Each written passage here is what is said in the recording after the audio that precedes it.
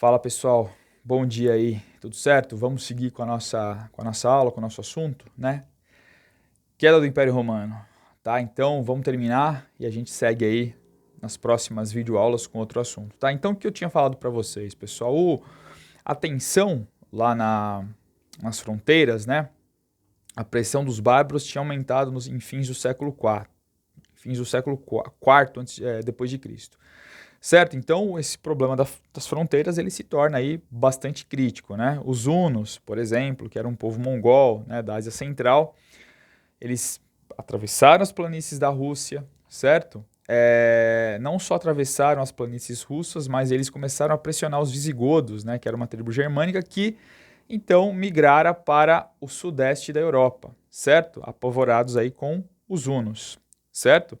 E aí os visigodos foram encontrar refúgio aonde, né? No Império Romano, tá? Muito importante, certo? Então, existiam grupos, né? Esses próprios bárbaros brigavam entre si. Muito interessante isso aí, tá, pessoal? Pá, falando isso aqui, tá? Em 378, pessoal, os visigodos, eles vão derrotar os romanos, né? Já lá instalados no Império, né? Os romanos não vão conseguir aguentar aí a pressão dos visigodos, que tinham fugido dos hunos, certo? E os visigodos vão derrotar os romanos aí na famosa Batalha de Adrianópolis, certo? Revelando aí que Roma, né, já não tinha aquele poder, né, de fogo para enfrentar esses bárbaros, como a gente está falando aí, tá? E defender as suas fronteiras. Certo, pessoal? Então as tribos germânicas, como eu estou falando para vocês, elas estão a todo momento aí aumentando as suas pressões, né, com relação a Roma, tá? E as fronteiras, de fato, pessoal, elas começam a ter uma boa, a serem destruídas, aí, a serem invadidas, de fato, aí, bastante, né? Em 406, certo? Quando os vândalos, né, os alanos, os suevos, né, e outras tribos se uniram aos godos, devastando e ocupando as províncias ocidentais do Império, tá? Isso aconteceu em 406 depois de Cristo, certo, pessoal? Então, a pressão aí dos bárbaros, né, os romanos não conseguiram sustentar isso aí, tá? Em 410, né, Roma foi saqueada pelos visigodos. Vai vendo, pessoal, vai vendo a terrível enrascada que os romanos estavam, né? E, obviamente, o que vai acontecer, né? A situação econômica ela só vai piorar, né, a partir daí, tudo bem? Então a gente já sabe, né, que essas invasões vão causar o quê? Guerras, destruição, fome, né? E a condição vai piorar, a condição da economia, né? As cidades na Britânia, na Gália, na Germânia e Espanha, elas ficaram abandonadas, certo? Grande parte, né, das estradas romanas, pessoal, não foram conservadas, né? E o comércio foi interrompido nessas cidades, tá? Por conta da má conservação das estradas, certo? E muitas e o comércio, né, ele acabou saindo das mãos dos romanos e passando para as mãos dos gregos, dos sírios, tá? Dos judeus do Oriente, certo? Para vocês verem a situação, tá? Então, não foi nada legal para os romanos, tá? E aí, em 451, Átila, né, rei dos Hunos, né, conhecido como Flagelo de Deus, conduziu esses mesmos Hunos até a Gália, tá, em 451, certo? Onde aí ele foi derrotado pelos romanos, tá? Pelo que restara do exército romano. 2 anos depois, aí o Átila acabou morrendo, né? E a Europa e Roma, né, por um triz, quase foi convertida aí a uma província do Império Mongol, tá? Então, por um triz, né? Roma não se torna uma província do Império Mongol, tá? Então, você tá vendo, né? A gente tá falando aí dessas invasões, né? De como foram, de como elas aconteceram, né? Então, os bárbaros, né? Começam a chegar e começam a apavorar os romanos, né? Destroem um monte de cidade, né? Os romanos ficam acuados, já não tem aquela força, né? Para se colocar contra esses bárbaros, tá? Então o comércio é interrompido, né? Vocês estão vendo aí a situação de Roma nesse contexto, certo, pessoal? A crise do século III aí que vai se intensificar em fins do século IV, certo? Então vejam a situação, tá? E aí os infortúnios continuam, né? Roma toma pressão e dá-lhe pressão em cima de Roma, né? Em 455 foi outra vez saqueada, né? Roma, dessa vez pelos vândalos, né? Daí que vem o nome, né? Vândalo, aquela pessoa que barbariza, aquela pessoa que destrói tudo, tá? Vem dos povos bárbaros aí, tá? Os vândalos, tá? Outras regiões também estão começando a cair começando a cair, né? E passaram a ser controladas aí pelos chefes da Germânia, né? Então regiões aí caíram sob o poder dos chefes germânicos, tá? Em 476, né, pessoal, esses mesmos comandantes germânicos, certo? Eles vão derrubar o imperador romano, né, que é o Rômulo, e vão colocar um germânico, né, imperador germânico, ou um germano, tá, no trono, certo? Essa data, pessoal, é muito importante, vocês têm que guardar. 476 depois de Cristo, tá? É a data aí que marca, né, marca a história como o fim do Império Romano do Ocidente, certo? Uma data aí extremamente importante aí, não pode esquecer, tá?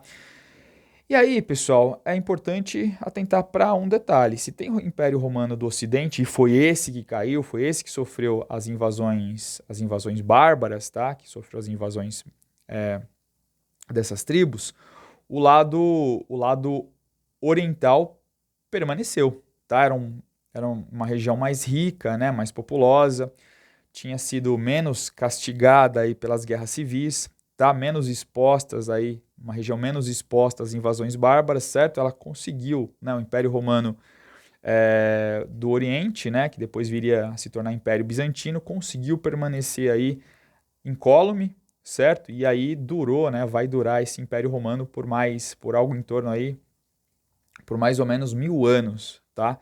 Só vai ser derrubado lá em 1453, quando os turcos otomanos invadem aquela região de Constantinopla, certo? A gente vai chegar lá, em algum momento a gente vai chegar lá, beleza, pessoal? A gente vai falar para vocês aí desse contexto, que é o início, né, que a gente coloca aí, que os historiadores colocam o início como sendo o início da Idade Moderna, tá bom? Então vamos lá.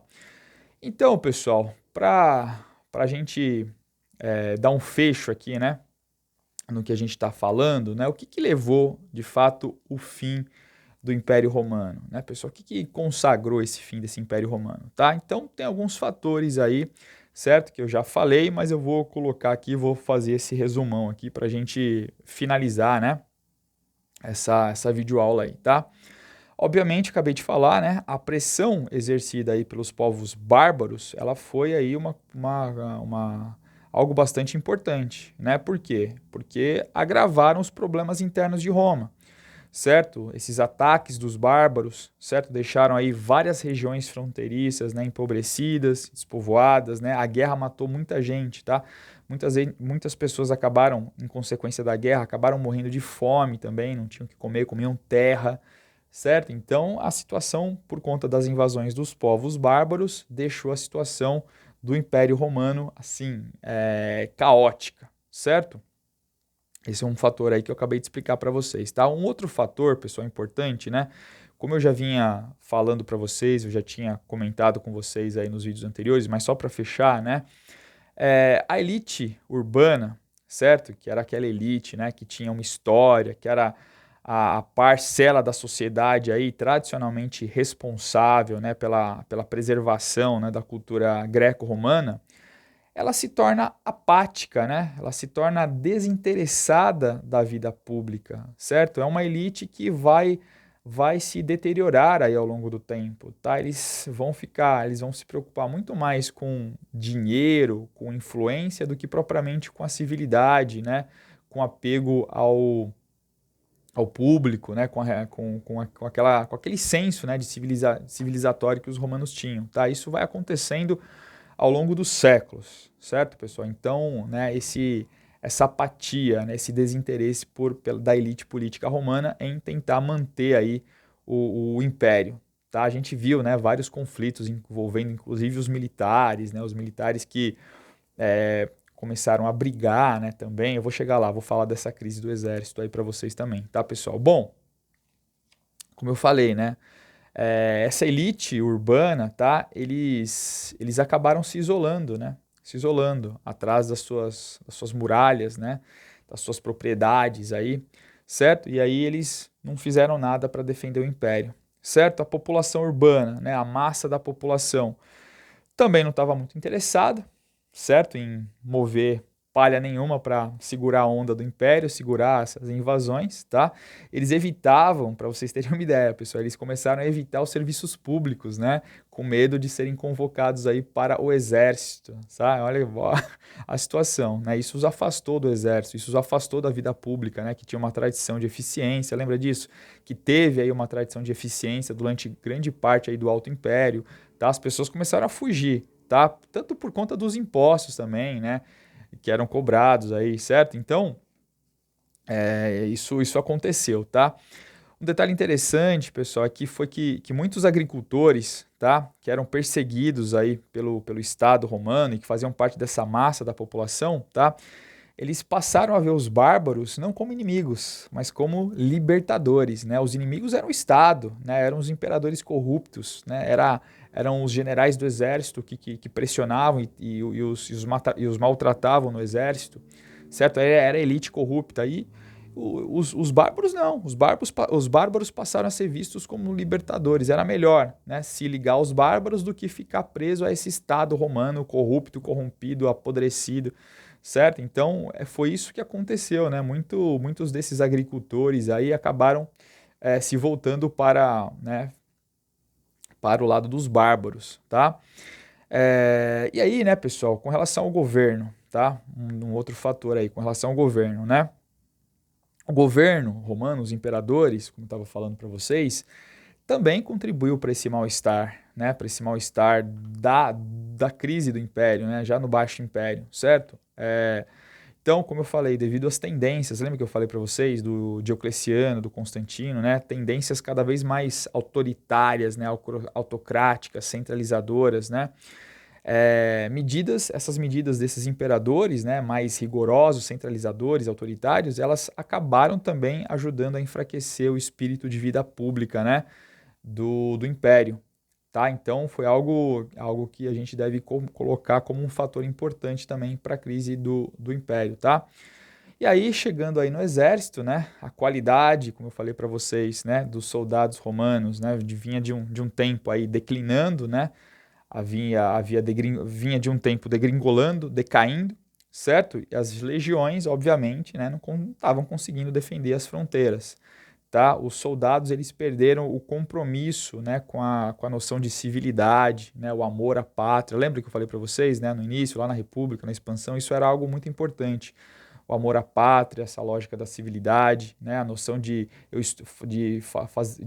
ser honroso fazer parte do exército, tá? Então, os soldados eram cada vez menos treinados, né? Eram cada vez menos treinados e eram pessoas, era a escória, né? A escória social que acabava sendo levada para o exército. Isso era muito ruim, né? Só aquelas pessoas que estavam à margem da margem da margem, né?